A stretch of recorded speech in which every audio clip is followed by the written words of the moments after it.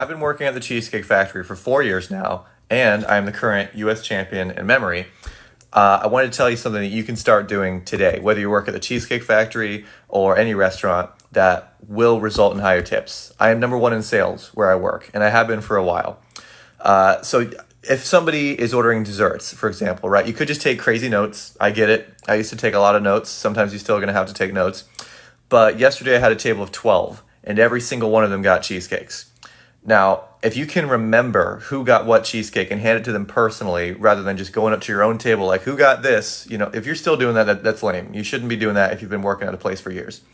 So this is how you can remember it, and it will make a difference. And I bet by the end of this video, you'll remember what they got too. So it was a table of 12, and starting from the left all around, the guy got Godiva, red velvet, Oreo, strawberry, white chocolate, pumpkin, Oreo, chocolate mousse, strawberry tuxedo, and s'mores, and then salted caramel was the last one. So the way that I remembered this, and the way that I pretty much always remember cheesecake orders at a big table, is I just created like a little story, just like a visual thing that I can just carry with me long enough to get them from the bakery and hand them out. So for this, I was thinking, Godiva, who do you think of? God, right? So I think of God, and he's dressed in velvet, and he's rolling an Oreo into a strawberry field. And in that strawberry field is Snow White, and she's singing into a pumpkin. And then out of the pumpkin flies an Oreo, like a UFO, and then the Oreo lands on the antler of a moose.